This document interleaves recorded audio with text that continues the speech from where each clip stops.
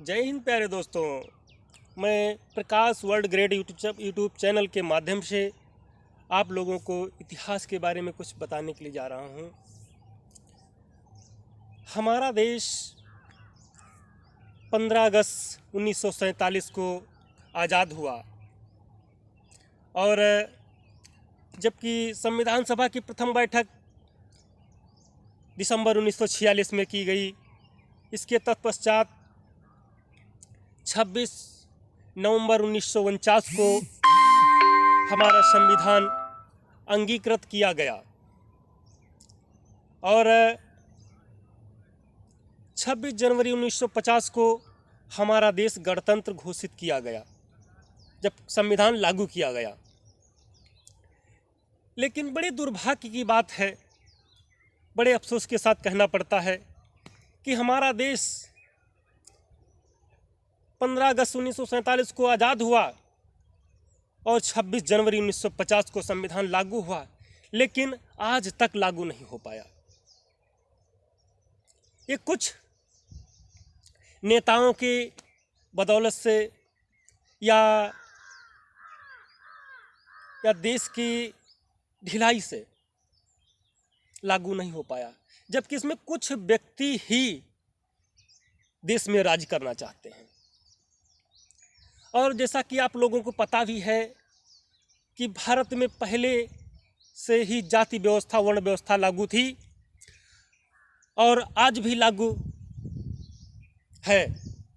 लेकिन कहने की बात है कि भारत 26 जनवरी 1950 को गणतंत्र हुआ, लेकिन यहाँ पे सभी धर्मों को मान्यता नहीं है, जबकि भारतीय संविधान की उद्देशिका में लिखा हुआ है भारत धर्मनिरपेक्ष राज्य है।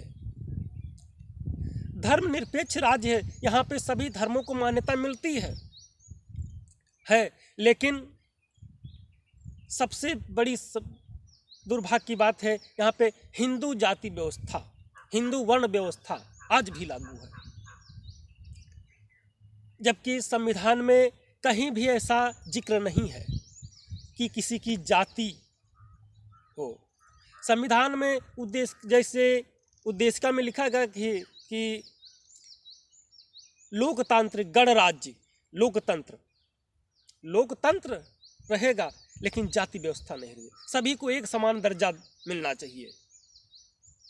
भारतीय संविधान के अनुच्छेद 14 से लेके 18 तक के समानता का अधिकार का प्रावधान है।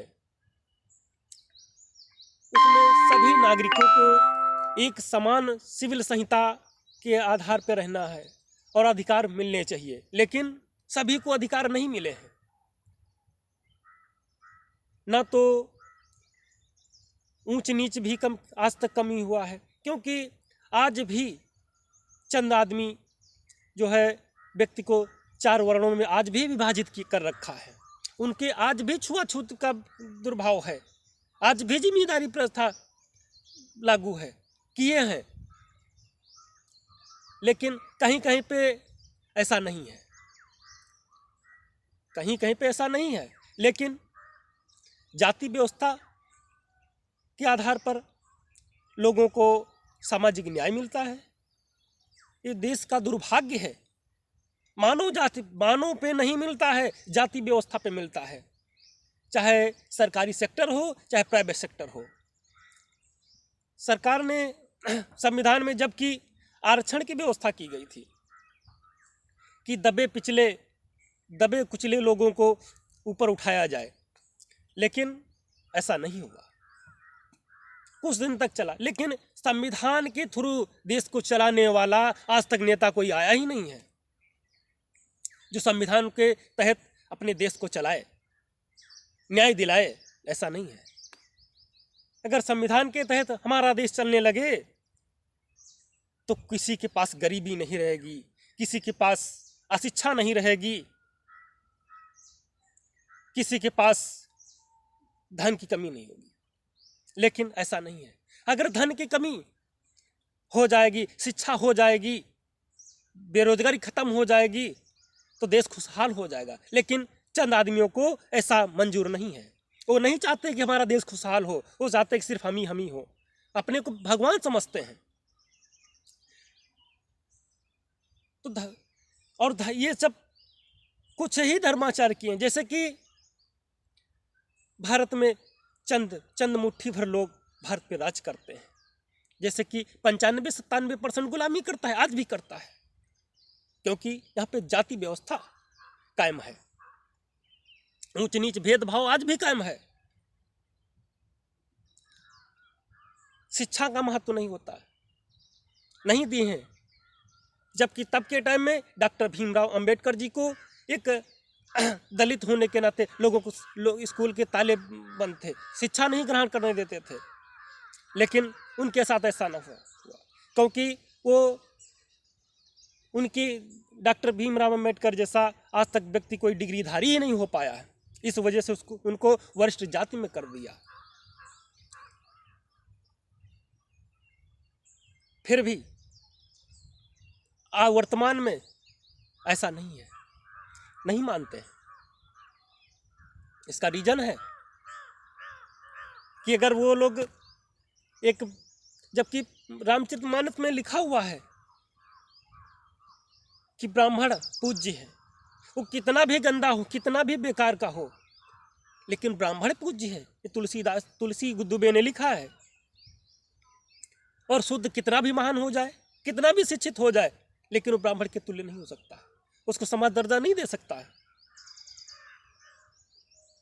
जैसे कि मानव के लिए तुलसीदास दुबे ने लिखा है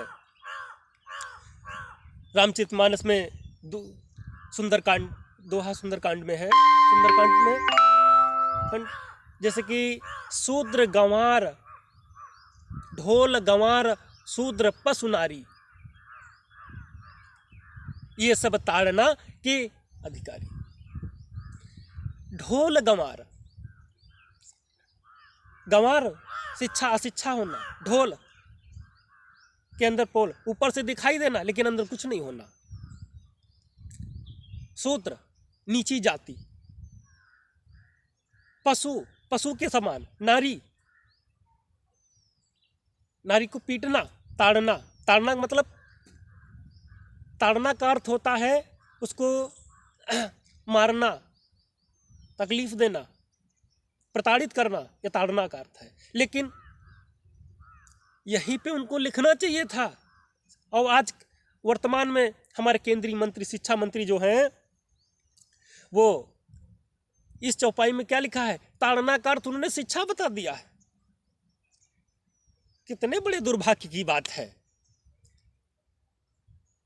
नई रामचरितमानस जो प्रिंट होके आई है, उस पर शिक्षा, ताड़ना का अर्थ शिक्षा से अग्रसित किया गया है, लेकिन इस पे लिखना चाहिए था तुलसीदास दुबे को कि ढोल गंवार शूद्र की दे ब्राह्मण होना चाहिए था, लेकिन नहीं लिखे। अगर ये लिखते तो अपने को नीचे दिखाते, देश पर राज नहीं कर पाते।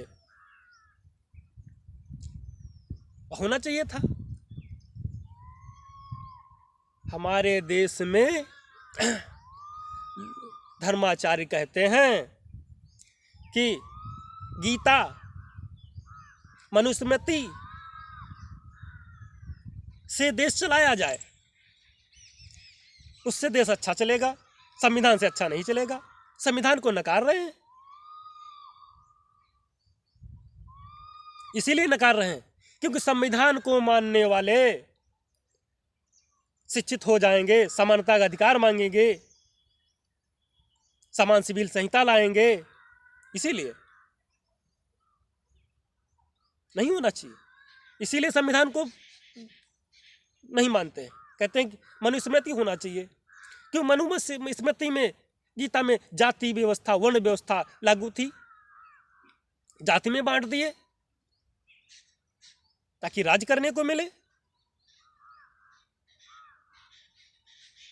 इनका मन नहीं भरा तो मानव जाति को टुकड़े टुकड़े में विभाजित कर दिया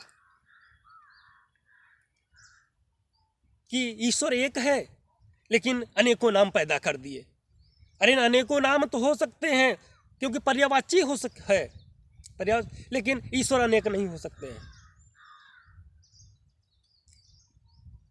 हम आज तक के कहीं भी देश में काफ़ी भ्रमण किया हूँ, लेकिन आज तक किसी के 4 हाथ 5 मुख 4 पैर नहीं पाए। अगर देवता में होते या इंसान में होते तो आज तक दिखाई देते। ये सब लिखित है, साक्षात नहीं है। सिर्फ वो जाति व्यवस्था को लागू रखना चाहते हैं, व्यक्ति को प्रताड़ित करना चाहते हैं। जैसा कि पहले जिम्मेदारी प्रथा थी वैसा ही लाने चाहते हैं। वर्तमान की सरकार जो है सिर्फ धर्मनिरपेक्ष का काम कर रही है, एक धर्म के लिए, दूसरे धर्म के लिए नहीं। क्योंकि वहाँ पे सिर्फ एलिट क्लास के ही लोग काम कर रहे हैं। और कहते हैं हमारा देश आज़ाद है। कैसे आज़ाद है? बड़े दुर्भाग्य की बात है, 76 साल होने के बावजूद हमारे देश में आज तक हमारा संविधान पूर्ण रूप से लागू नहीं किया गया है। लागू होना चाहिए, लेकिन जब तक ये राजनीतिक पार्टियां, जातिवादी पार्टियां ये देश में रहेंगी, तब तक देश में संविधान लागू नहीं होगा, ना उसके थ्रू काम होगा। आम जनता को नारा दिया गया है, दे रहे हैं क्या, कि जो कोई राम को लाएगा उसको लाएंगे। ये क्या है? राम तो थे चले गए, राम तो थे चले गए, लेकिन राज्य को लाने वाले हैं। क्योंकि कहते नहीं, इसका सीधा अर्थ है कि राम राज्य लाएंगे। नारा किसने दिया कि राम राज्य को लाएंगे? देश में राम राज्य लाने नहीं देंगे, चाहे जितना भी बड़ा संगठन बनाना पड़े। अपने अधिकार को हम लेकर रहेंगे। मैं सभी आम जनता जनार्दन से निवेदन करता हूं कि भारतीय संविधान को पढ़िए और अपने अधिकार को मांगिए। और मांगिए, न मांगने से नहीं मिलता है, वर्तमान में छीनने से मिलेगा। छीन लीजिए, वरना ये चोट्टे जो बैठे हैं देश में तो ये देंगे नहीं, ये प्रताड़ित करेंगे। क्योंकि दे देंगे अगर तो राज नहीं कर पाएंगे वो लोग। इस वजह से सभी से निवेदन है कि खुद संविधान को पढ़ें और आने वाली पीढ़ी को पढ़ाएं, और अपने बच्चों को 1-1, 10-10 मिनट के लिए संविधान की थोड़ी चर्चा कराएं, ताकि बच्चा जब जवान या 18 साल का हो तब संविधान का ज्ञाता हो जाए, अपने अधिकार का जानने वाला हो जाए, ताकि वो अपने अधिकार में जीना काम करे। वरना इस देश में लोग जीने नहीं देंगे। जब तक शिक्षित नहीं बनोगे, संगठित नहीं बनोगे, तब तक समाज तुम्हारा शोषण करता रहेगा। तो सभी से हमारा करबद्ध निवेदन है कि आप लोग संविधान को पढ़ें और आगे तक बढ़ाएं। आने वाली पीढ़ी को संविधान से शिक्षित कराएं और देश के बारे में उनको बताएं। जय हिंद, जय भारत।